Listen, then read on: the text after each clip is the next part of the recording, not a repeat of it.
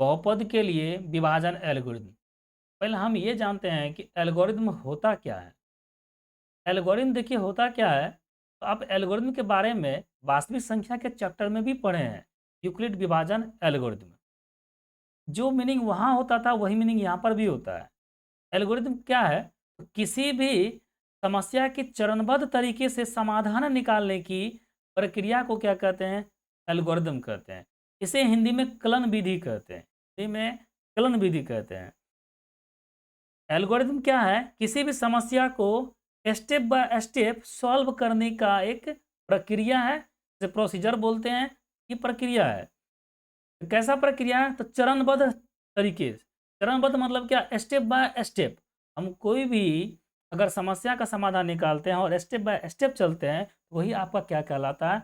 Algorithm कहलाता है। आप चाय बनाते हैं वो भी एल्गोरिदम है, ठीक ना? आप रोटी पकाते हैं वो भी एल्गोरिदम है। एल्गोरिदम का हर जगह प्रयोग है, कंप्यूटर साइंस में भी प्रयोग है, हम दैनिक जीवन में भी करते हैं, बशर्ते कि हम जानते नहीं हैं। यानी कि किसी भी काम को करने का विधि विहित ढंग, यही आपका क्या है? एल्गोरिदम है। यानी इसे ये भी कह सकते हैं शॉर्टकट में कि आप सुपरिभाषित चरणों की श्रृंखला है। सुपरिभाषित चरणों की श्रृंखला है ये।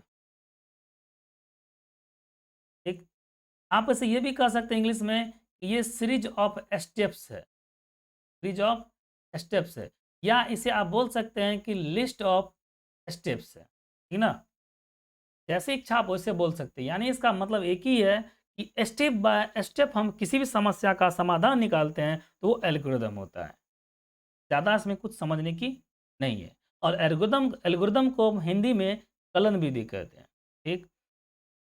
अब जानते हैं हम मैं पढ़ने के लिए है मुझे कि बहुपदों के लिए विभाजन एल्गोरिदम। टॉपिक ये है कि बहुपदों के लिए विभाजन एल्गोरिदम। एल्गोरिदम तो हम पढ़ लिए। अब जानते हैं कि विभाजन एल्गोरिदम क्या है। तो आप वास्तविक संख्या चैप्टर में यूक्लिड विभाजन एल्गोरिथम में ये पढ़े होंगे कि यूक्लिड विभाजन एल्गोरिथम पूर्णांकों के लिए काम करता है। वहाँ पूर्णांकों के लिए आप पढ़े थे वास्तविक संख्या में, तो वास्तविक संख्या में पूर्णांकों के लिए क्या पढ़े थे? पूर्णांकों के लिए आप ये पढ़े होंगे कि यूक्लिड विभाजन एल्गोरिथम क्या होता है? तो ए बराबर बी क्यू प्लस आर होता है, जहाँ आर का कंडीशन होता है कि less than B greater than equal to zero. आप यूक्लिड विभाजन एल्गोरिथम में वास्तविक संख्या में आप यही पढ़े हैं, ठीक ना? जहाँ पे बी क्या होता है? भाजक का काम करता है, ए भाज्य होता है, क्यू भागफल होता है, और शेष क्या होता है आपका? आर होता है, ठीक ना? इसी को इस फॉर्म में लिखा गया। सेम जैसा आपने वहां पढ़ा, उसी प्रकार से हम इस बहुपद में भी पढ़ेंगे। बशर्ते कि वहां पढ़े थे पूर्णांक संख्या के बारे में, हम यहाँ पढ़ेंगे बहुपद के बारे में। वहां पूर्णांक से पूर्णांक को डिवाइड कर रहे थे, यहाँ बहुपद से बहुपद को डिवाइड करेंगे। यानी वहां पे भाजक जो बी होता था आपका पूर्णांक संख्या होती थी, लेकिन यहाँ पे क्या होगा? बी जो होगा ना, कोई बहुपद होगा। तो बहुपद तो किसी न किसी चर में होता है, चर राशि के साथ होता है। बहुपद किसी न किसी चर राशि के साथ होता है, चाहे एक्स में हो चाहे वाई में हो, किसी न किसी चर में होगा। जैसे देख लीजिए, हम बी की जगह पर हम बोल सकते हैं कि ये बी एक्स चर में भाजक है, और यहाँ पे क्या है? ये भाज्य जो आपका एक्स के रूप में होगा। तो हम जैसे बी एक्स से एक्स को डिवाइड करेंगे, तो भागफल भी हमें क्या मिलेगा? एक्स चर में मिलेगा, और शेष भी क्या बचेगा? तो हमें एक्स चर में बचेगा। ये एक वास्तविक संख्या अचर पद भी बच सकता है। चर पे शेष अचर पद भी होता है, और जो जिस चर में बहुपद रहेगा उसी चर में बच सकता है, ठीक ना? ये अचर पद भी मिल सकता है हमें। जिस प्रकार हम ए बराबर बी क्यू प्लस आर लिखे हैं, हम उसी प्रकार यहाँ पर लिख सकते हैं ए एक्स बराबर B X into Q X plus R X. लिख सकते हैं ना? हम आराम से लिख सकते हैं कि ए एक्स बराबर, लिख सकते हैं कि B X into Q X plus में क्या लिख सकते हैं? R X. यहाँ पे आर के साथ कंडीशन क्या था आपका? कि less than B greater than equal to zero. लेकिन यहाँ पे आर के साथ आपका जानते कंडीशन क्या होगा? यानी यहाँ पे आप भाग देना बंद करते थे कब? जब आपका शेष जो होता था ना, भाजक से कम होता था, ठीक ना? यहाँ पे कंपेरिजन करना बहुत ही आसान था कि भाजक छोटा है या बड़ा, ये हम तुरंत कंपेरिजन कर लेते थे। लेकिन यहाँ पर कंपेरिजन कैसे करेंगे? तो बहुपद में हम गुणांक को देखकर छोटा बड़ा तय नहीं करते हैं कि कौन सा गुणांक, कौन सा बहुपद छोटा है और कौन सा बहुपद बड़ा है। गुणांक को देखकर हम तय नहीं करते हैं, ना ही उनके पद की संख्या को देखकर तय करते हैं। अब मान लीजिए किसी बहुपद में 3 पद है, किसी में 2 पद है, तो आप सोचेंगे कि 3 पद वाला हमेशा बड़ा होगा, ये तो जरूरी नहीं है। हम बहुपद की तुलना छोटा बड़ा का तुलना क्या करते हैं, उसके घात से करते हैं। हम बहुपद में छोटा कौन है बड़ा कौन है इसकी तुलना हम उसके घात से करते हैं कि बहुपद का घात कितना है, वही बताता है कि कौन सा बहुपद छोटा है और कौन सा बहुपद बड़ा है। जैसे देखिए,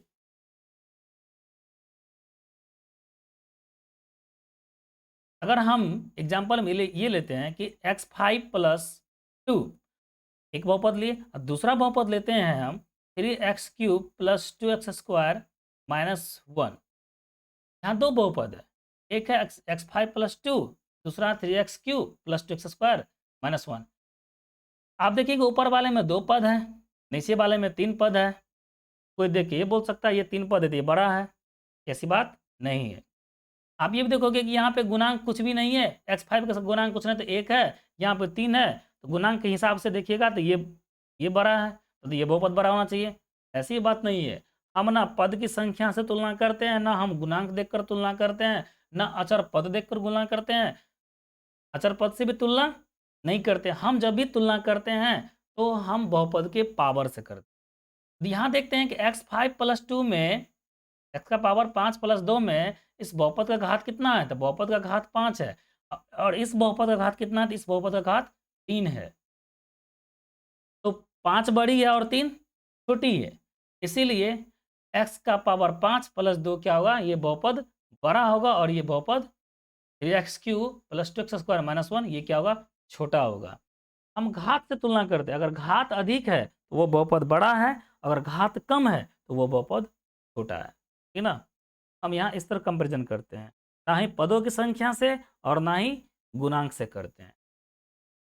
तो हम भाग देना बंद कब करते हैं, हम बहुपद में एक बहुपद से दूसरे बहुपद को जो भाग देते हैं तो हम रुक कब जाते हैं, रुक हम तभी जाते हैं जब देखते हैं कि शेष में जो बहुपद बच रहा है उसका घात भाजक के घात से कम है।